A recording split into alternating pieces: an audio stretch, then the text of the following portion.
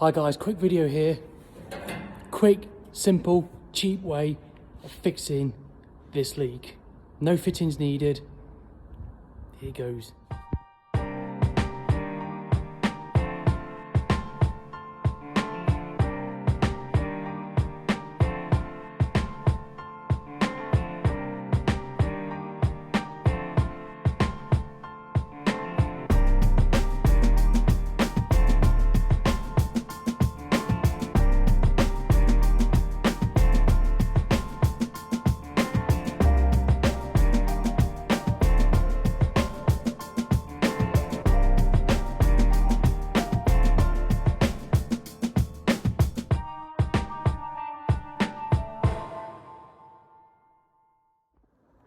So I brazed it using a normal blowtorch, just getting the pipe cherry hot.